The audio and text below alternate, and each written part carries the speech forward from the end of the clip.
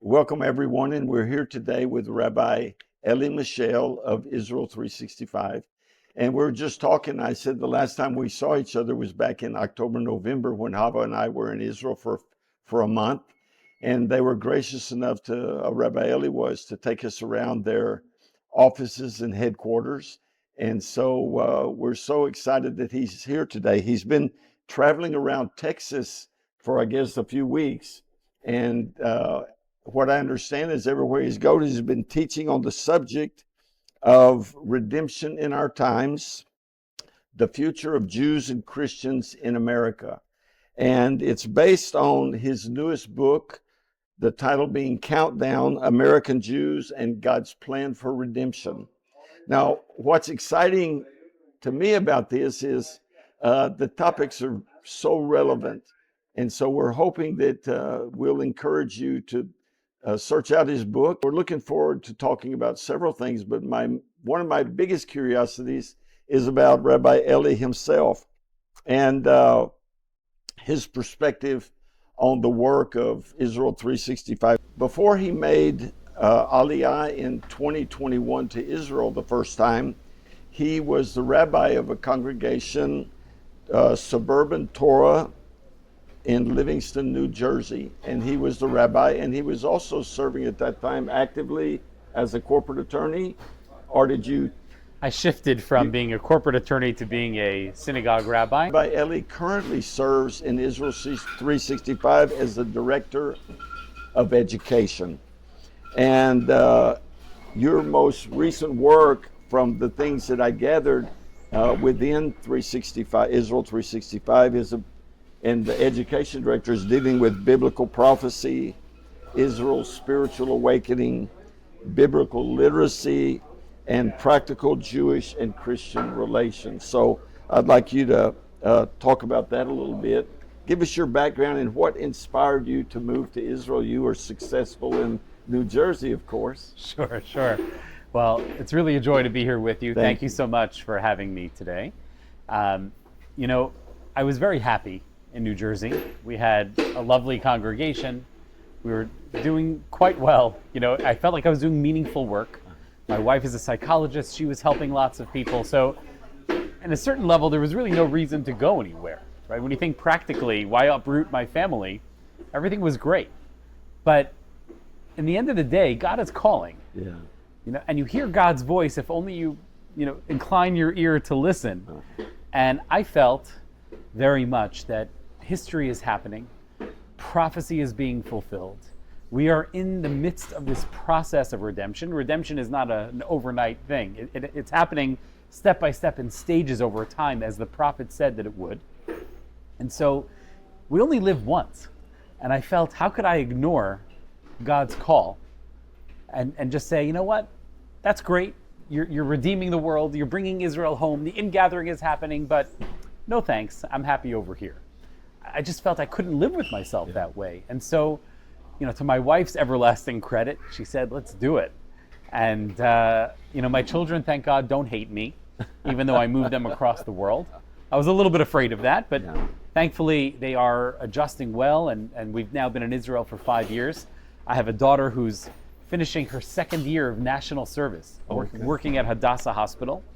And my children are delighted to be there. It wasn't easy, but they are happy that we did it.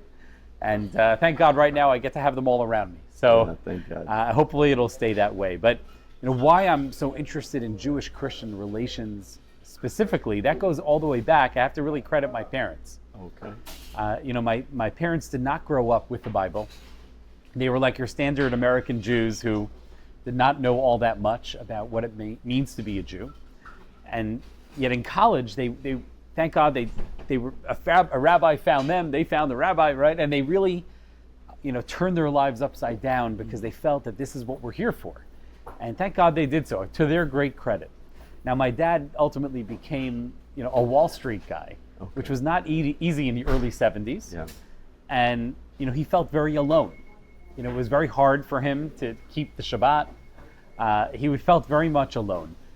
And he made a friend who also felt very much alone, and for a different reason. His name was Emery Dawson, Emery was a black man on Wall Street in the early 1970s, which was not easy either. Yes.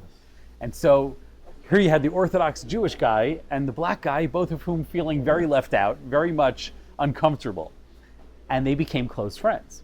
But what they discovered was that they had a deeper connection, because Emery was not just a black man, but also a deeply faithful Christian, a Baptist who was all in with his church and his community, an amazing guy. And my dad is now, into the Bible. He's into the Bible, and they really built a friendship, ultimately, that was based on values. And so every year, Emery would come with his family to our house for Sukkot on the Feast of Tabernacles to sit together with us in our sukkah, in our hut that we would build. They loved it, and they came every year, and so we developed a friendship with this family.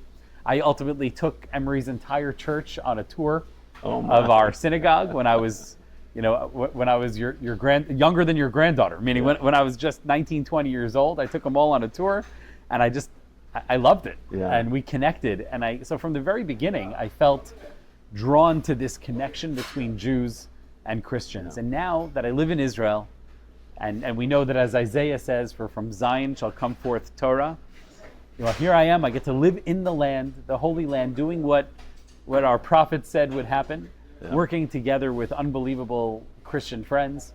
It's really a dream come true. Yeah, wonderful. You know what? It's exciting to hear someone that is really doing what they feel they're supposed to be doing. So many people go through life wondering, am I doing what I'm supposed to be doing? So I'm very happy for you, and I'll tell you from my perspective, you're doing a great job also. Thank you so and much.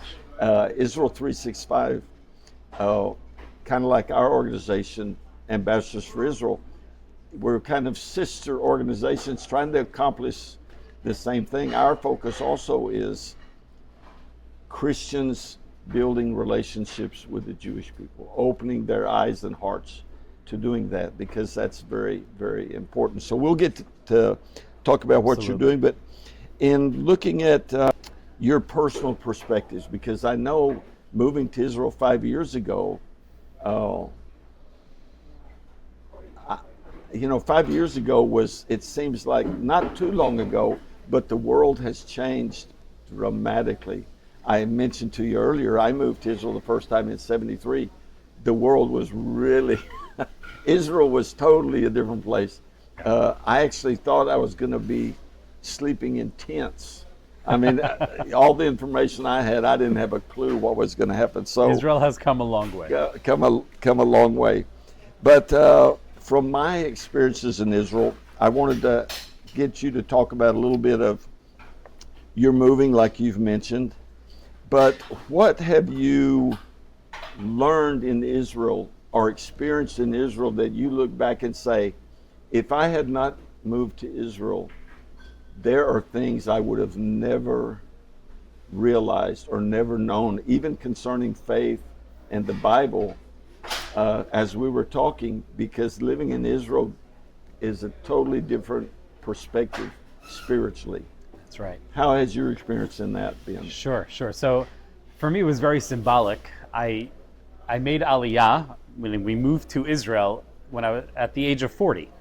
And so, not that I want to compare America to the wilderness. America is a wonderful wilderness if it is one. Yes. But it did feel very symbolic to me. I was coming from outside of Israel, and for my entire life I will be that person, an immigrant, right? I am born here in the United States. I am of America. I am from America. And on the one hand, that makes things more difficult because my Hebrew will never be as good as an Israeli from birth's Hebrew, a native Israeli. They just speak differently. But there is something awesome about making that journey, being part of that ingathering, and living out the Bible in that way. There is something awesome about coming from the outside and seeing it with fresh eyes, things that maybe Israelis sometimes struggle to appreciate. For me, they are new, they are exciting, it's incredible. And I feel very blessed, this may sound funny, but I feel very blessed that we moved to Israel in time for October 7th. That we came during COVID, remember that? Yes. Maybe we don't want to remember that. But we came And thank God we had a chance to settle in a little bit, for a couple of years before October 7th and the trauma that caused. Now, why do I feel so fortunate? Because being part of the nation of Israel is not just about happy things. It's about being part of a nation. Right? The people of Israel, we are not a religion. We are a people. We are a nation. And so I can't even imagine what it must have felt like for people far away as your nation, which really are our relatives, we're a family writ large. To see your family suffering in that way from afar is terrible. I can't even imagine what that was like for people who were living far away. To have been there and for my children to have experienced it. Because the way Israel came together after October 7th, doesn't matter, secular, religious, left-wing, right-wing, every kind of Jew, all the different tribes coming together in that way, my children got to experience that. I got to experience that. Everybody was part of the war effort. My teenage daughters were watching children every day whose fathers were away, fighting in Gaza, right? And their wives were overwhelmed, and so my daughters were well placed and they got to be a part of it. My son, he was only 8 years old, but he was sitting there with me and we were tying the tzitzit because soldiers were begging for more pairs. And we sat there tying them, and my little boy was tying them on behalf of the soldiers who were fighting for us. So that was something, that I'm deeply thankful for, even though it seems like it was scary. And yes, we ran into bomb shelters. For sure, that was hard. But to be able to be a part of it and on the inside was a great blessing. But what I've learned, and to answer your question, what I've learned most of all since coming to Israel is something that, one of my teachers, he passed away some years ago, but Rabbi Neria of Israel, he's a big name in Israel, he said that when you come to Israel and you hold the Bible, it starts to tremble, it starts to shake, the pages start moving. You see, what I've learned in Israel more than, that maybe I learned intellectually in America, but I didn't understand it, is that the Bible is not simply history. Even the parts that seem like they are history, like the books of Joshua, Judges, Samuel, and so on, they are not historical books. They are prophetic books. We are reliving everything in the Bible. Yeah. And so there I was going through this, and I'm thinking to myself, wait a second. This is not as frightening as it should be because we understand this. We have lived this before. We have a teaching in our tradition that the actions of our fathers are a sign for the children, meaning what our parents, our forefathers, what Abraham, Isaac, and Jacob, what they experienced, we experience as well. And what we went through in the book of Samuel, we are experiencing today. And so the book became alive in a way that I had never understood before. And maybe sounds over dramatic, but it has literally been life-changing. Yeah. I cannot look at the Bible in the same way. Yeah. Well, as we were mentioning before, in my experience, when I moved there, I saw Israel not coming from a Jewish home. In the 2 years I had started to believe in God, studying as a Bible major in college, I never, ever was taught anything current about Israel or even about the culture. I call it the culture of the Bible, because the laws and the holidays, they're not just laws and holidays, they're the culture of life.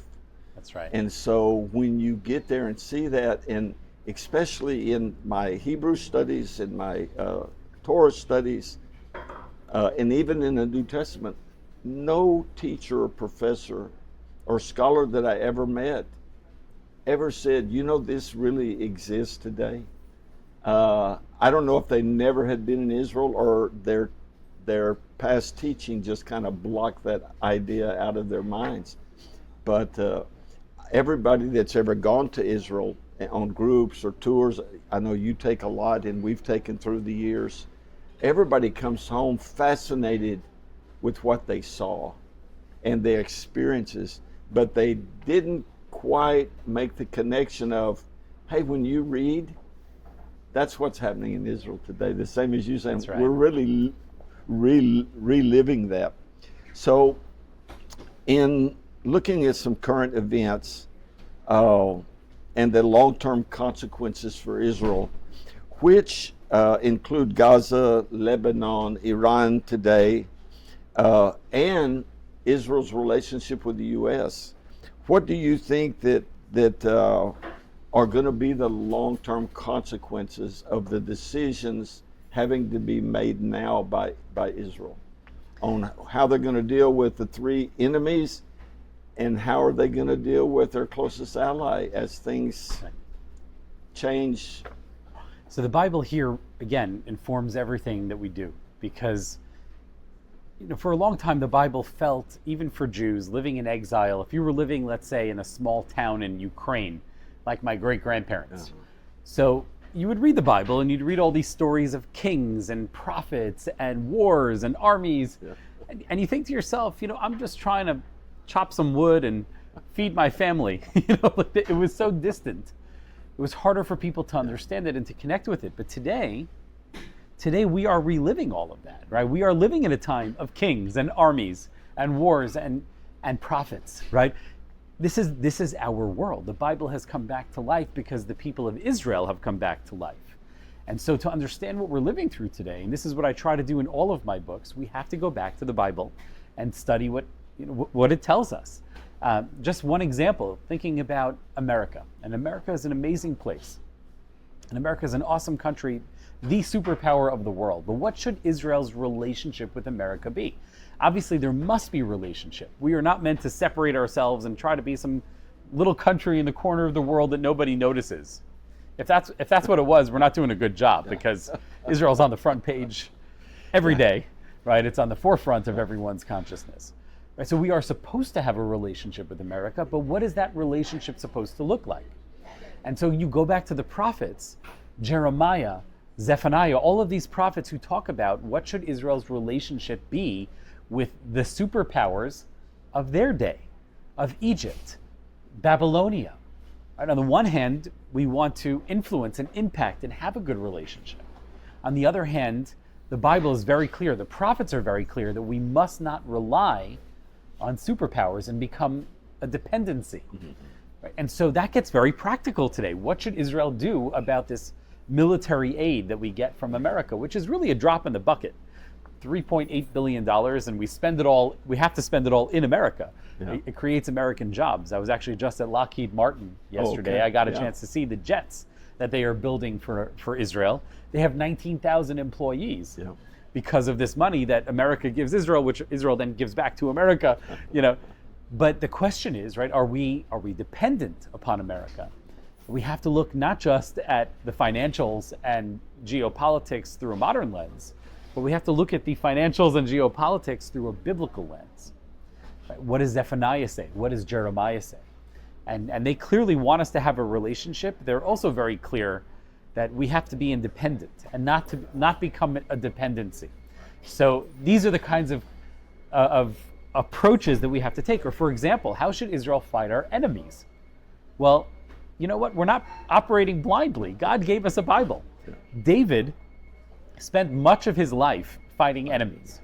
How did he do so? What were his tactics? What can we learn from David? We have to learn to fight like David. Right? Unfortunately, for a very long time, Israel did not fight like David, and so we ended up in a situation where Israel is surrounded by enemies. The noose was tightening before October 7th, and it's only by the grace of God that we were not wiped off the map. So we've got to learn the lessons of history, but also learn the lessons of the Bible. David succeeded in it's the powerful, awesome empire of peace of Solomon is only because of David's efforts and the way that he fought his wars. If we want the era of Solomon, if we want an era of peace and a rebuilt temple, we first have to pay attention to David and learn how to fight the way that he did, so that we can be as successful as he was. So what I'm saying here is we have to live in the world. We need geopolitical insight. We are not people living, in some sort of a like a monk in a monastery, just studying the Bible all day. Of course, we have to live in the world and know our stuff, but we also have to turn to the Bible, right? Which is not a regular book. It's a book that's alive, right? It's shaking, it's trembling, it's calling out to us. Listen to me. If only Israel and the nations would listen to me. right? We'd be in a much better place. Yeah. Well, how, for supporters of Israel, if we fail to understand about the strategic choices Israel is presently facing, what can we do to help? Because they're, most of the world is against them. I think the U.S. is the last. So I'll give you two answers. There's two things that you can do: truth and education. On truth, right, Israel is amazing. We're fighting and winning all these battles all across on different borders against all this terror group and that terror group. But one area, the eighth front is what it's called, one area in which we are struggling and losing is the narrative war, the media war. Right? There's so much falsehood out there. And there are a lot of decent people who believe terrible things because they simply don't know. And unfortunately, most people are not thoughtful enough to go and really do the research on their own. They see something in the news and they just assume it's true. And the fact is it's not. And so the first thing to do is sharing truth. I'll give you a story. In May 2025, just a little over a year ago, Charlie Kirk wrote a letter to Prime Minister Netanyahu. It was a secret letter at that time, and it was 8 pages long. He spent weeks writing this letter together with his team to the Prime Minister. And I'll paraphrase it. He essentially said, "We support you, we love you, we're with Israel. But here are all the things that you're doing wrong, okay? And here's what you need to do to fix it." So it was a constructive, critical love letter, okay? And it was very secret at the time. They sent it to the Prime Minister. The Prime Minister, who was busy fighting a war, he asked the Foreign Ministry, like the Israel's version of Marco Rubio, to get out there and work on this. And so they reached out to Israel 365, and together with Charlie Kirk's people, we decided to do what he said in his letter. The most important thing he said in his letter was, you've got to create something called the Israel Truth Network, a place where I can go. He says, I'm busy. I'm Charlie Kirk. I got a lot going on in my life. I don't have time every day there's 100 new lies every day about Israel. How am I supposed to find out what's really going on? You guys need to have a place where you just have the facts and debunking all the different lies, saying what's going on, just lay out the facts in bullet points, make it clear. And so we were about to go live. Israel 365 was doing this together with Charlie's people. We were about to go live when he was murdered. And obviously everything was delayed. We were all kind of traumatized by it. I've met Charlie, he was such a special guy. He came and joined us for Shabbat dinner. He loved Shabbat. Charlie was really something. But a few months later, we got it off the ground and we did it now in his memory.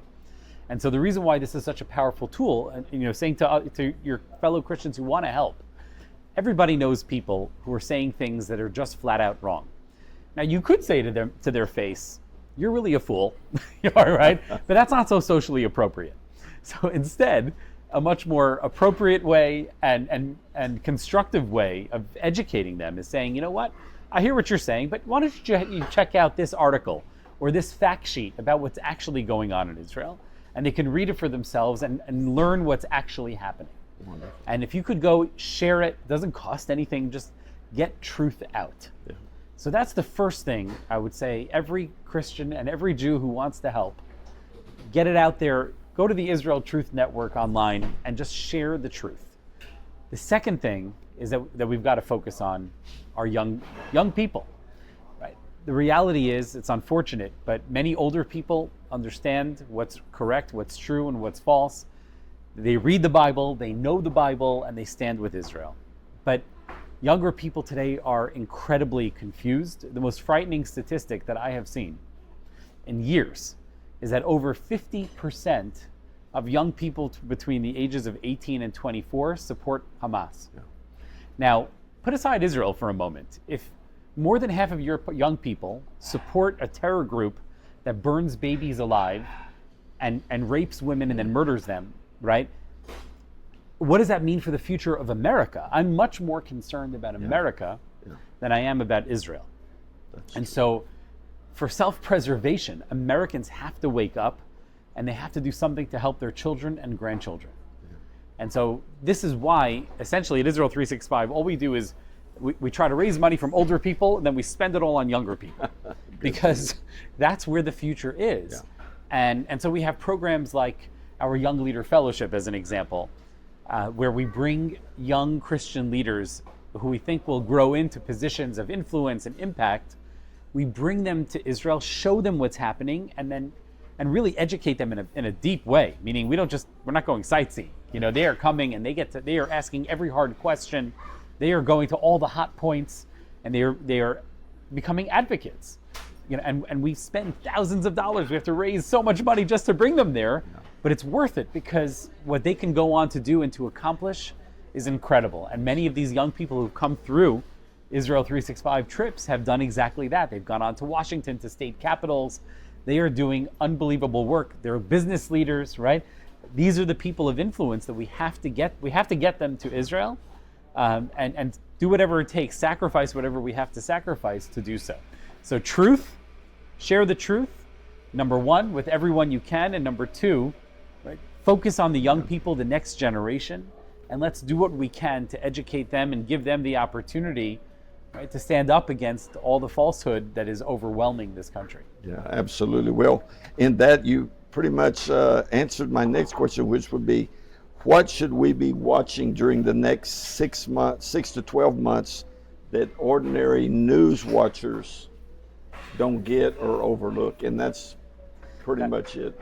To have a place that gives you that information. Last year, we named our more local events that we did Voices for Truth. And so everything we did is exactly. So I'm glad that God speaks to you, and he even speaks to us. So, that's right. So he's calling out to all of us. We just got to listen. Yeah, that's right. That's right.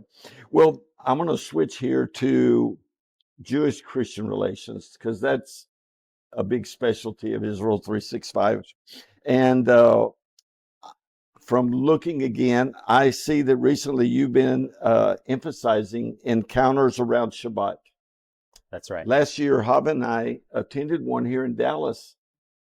It was a special day, and what was more exciting to me than anything was not the teachings, which were wonderful, but it was really to see the response on the non-Jewish participants, the Christians, or maybe some weren't Christians, but the non-Jewish participants.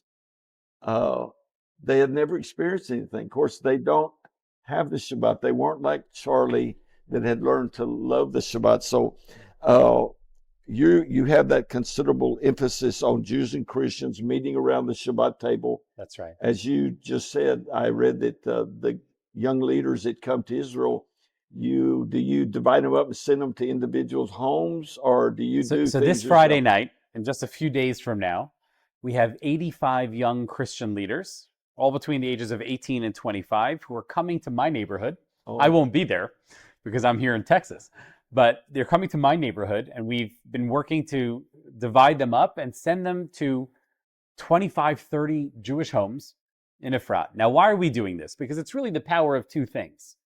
One, Jewish-Christian relations are founded upon friendship, on relationship. If we don't know each other, then we can't grasp how much we have in common and why we must stand together. So first and foremost, we must get to know one another. Yeah. But what's the best way to do that? Now, you could have meetings. You could have, do lots of meetings at Starbucks. You could go bowling together. Who doesn't love bowling, right? All that's wonderful. But I will tell you something that I have discovered. It is proven over and over again, which is that one Shabbat meal, maybe 2 to 3 hours long on a Friday night, accomplishes more friendship and more relationship than an entire year of meetings at Starbucks, okay? Something about the power of Shabbat, where you put your phones down, you're fully engaged and connected with one another. There's a yearning in the soul of mankind, not just Jews, but every human being, Jew, Christian, doesn't matter who you are, people need Shabbat. They need a day to stop. And in our modern world, the day has become that much more important, because it used to be, maybe in the 1950s, you could finish your job at 5 or 5:30, you went home and you were done. Today, it chases you. People are answering emails at 1 o'clock in the morning. The messages, it's nonstop, and people are falling apart. psychological health, mental health, it's collapsing. Right? We need a day to separate, to be people, and to engage in relationship with our friends, with our families, with one another. And so when you put these two together, you want to create relationship. Well, how about Shabbat? When you put the phones down and it's a day that people are thirsting for, you put them together and it is the most powerful tool, right? Christians come to a Jewish home and they learn about Shabbat and how they can take some of that and apply that in their own lives. We're not trying to make Christians into Jews. That's not the goal. But everyone needs Shabbat. Everybody needs a Sabbath. And sadly, most Christians in America don't really have even a Sunday Sabbath anymore. And so they are thirsty for it. And they can come and they can learn some of the things that we do and apply it in their own way, in a way of Christian faith. And it's something that it really, again, it speaks to everyone. It's incredibly, incredibly powerful. And if you are someone who does Shabbat, I encourage you to welcome others to your table because they are thirsty for it. I actually wrote a book called Shabbat Revolution. I have it right here. Okay, Show it to please. you. Shabbat Revolution. And why did I write this book? This is a book for Christians about how to bring Shabbat in some way into your life. And I wrote it. I wasn't intending to write it, but everywhere I went around America, I travel a lot. I kept meeting people. My intention was to talk about Israel because we're in a war. But everybody wanted to talk to me about Shabbat. And I realized, wait a second, they keep asking me all these questions. I can't go everywhere. So I wrote a book for them. I wrote a book for my friends. And the idea is that you don't have to do what we do, but here's what we do. So you can kind of pull from it what you think will work for you and your family, and how to bring the magic, the power of the Sabbath, which is built into, it's in the Bible before there were Jews, before Abraham. It's from the very beginning of creation, meaning it's something that all of humanity requires. So that's something which has been a real blessing. And Shabbat is therefore at the center of everything that we do. Amen. I'll say amen to that. That's right. The October 7th, where have Christian and Jewish relations genuinely deepened, and where have the events of the past several years exposed any weaknesses we have in the two communities? Sure. Well, it's interesting, on a very positive note, Jews who have long been very afraid of Jewish-Christian relations, and for some obvious reasons, the history of persecution and fears of, they're going to try to change me, which are all understandable. So Jews have often been very hesitant when it comes to Jewish-Christian relations, but I've seen a newfound openness from the Jewish community. I remember, I'll never forget it. It was not too long after October 7th, and I came with a pastor to one of the biggest synagogues in America. And it was during the summer on a Tuesday night. Figure we'll have a small crowd. People are away.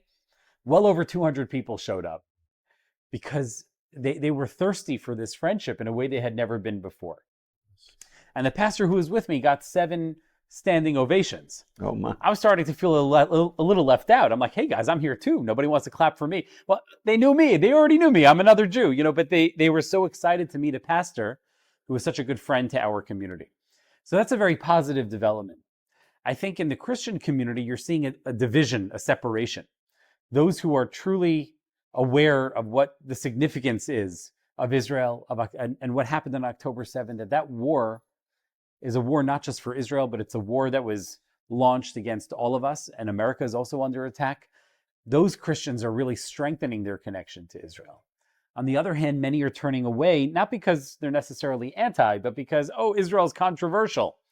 And they're afraid of speaking the truth. They're afraid of losing people to another church, right? So they kind of keep it bland and try to put their head in the sand, and that's really a negative. That's a downside. But so I think what we're seeing is a separation, a sifting between those who really are willing to stand up for truth and understand that this is the war that we must fight, and others who simply want to pretend that it's not. Okay, as we enter into the last segment of our interview with Rabbi Elie, which I've enjoyed thoroughly, I wanted to hear about the subject of his new book, Countdown, concerning the American Jews and God's plan for redemption. So Rabbi Elie, tell us what the book's about. Sure. So when we think about prophecy and the great events of our time, everybody hones in on Israel. And of course, that's the center. But there are big things happening here in America as well, which we have to pay attention to and which the Bible itself addresses. You see, we're living at a time where anti-Semitism has gone to levels, Jew hatred has gone to levels that we have never seen before in American history.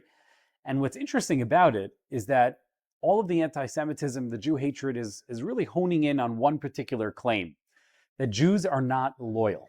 American Jews are not loyal. They're getting it from the right, from Tucker Carlson and people like him, and they're getting it from the left as well. And so in this book, I try to understand, why is it? What is God doing here? Because God is in everything. Yeah. What is God doing here? What message is he trying to send us by having all of these Jew haters hone in on this one claim? They're not talking about other things. They're not saying, oh, the Jews own all the banks. We own all the bakeries, by the way, not the banks.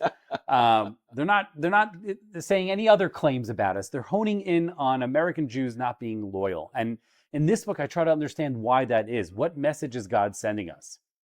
And it's really the book of Esther that explains what we are living through in America today. The book of Esther did not take place in the land of Israel, right? It took place with Jews living in exile in Persia. And here we are today in America. You have Jews who are living not in the land.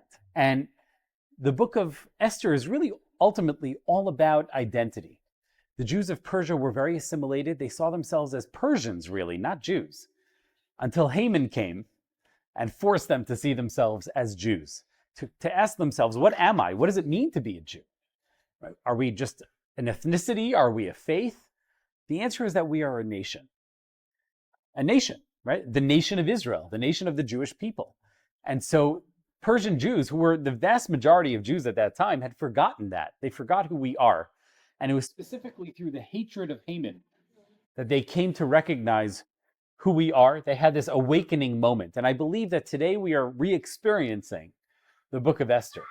Tucker Carlson, Nick Fuentes, Megyn Kelly, all of these people, and on the left as well, they are all modern day Hamans, Yes, who are unwittingly serving as God's messengers to awaken the people of Israel to who we are. You see, American Jews are the last great diaspora, the last great exile. The ingathering has been happening for well over a century. But the one last great group of Jews, the one last major population that has not returned home, are specifically American Jews. And so God is awakening American Jews, sending message after message, making things increasingly uncomfortable for us here in this country, to remind us who we are and ultimately where we belong. And so that is a very short version of what this book is all about. And why does it matter for Christians?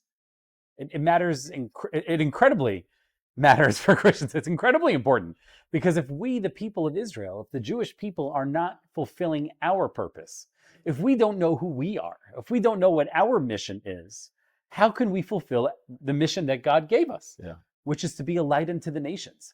The redemption of Israel is the key, is the cog upon which the redemption of the entire world depends. And so all of the nations, and particularly faithful Christians, should be very concerned about American Jews being lost and not knowing who they are, and ultimately coming around and fulfilling their mission, so we don't hold up redemption. The redemption not just of the people of Israel, but of the entire world. Yeah.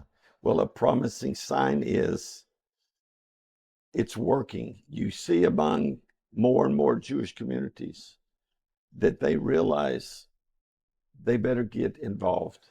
That's right. Because it doesn't look good if they don't. And the first thing is not moving to Israel. The first thing is simply knowing who they are. Yeah. Most American Jews have so little education. They were never taught the Bible.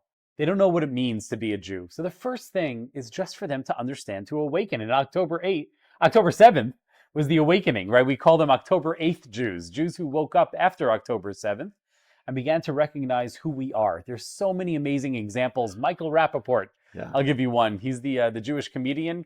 He's kind of a little bit foul-mouthed, right? He's not a particularly religious person. But after October 7th, he woke up and has become a proud and important Jewish voice. Right? So that he is representative of American Jews in general, and we pray, and I'm hoping this book will do its part to help awaken Jews to remember who we are, what we're here for. God has a plan for us, and we've got to participate. Yes, absolutely. Thank you, Rabbi Elie.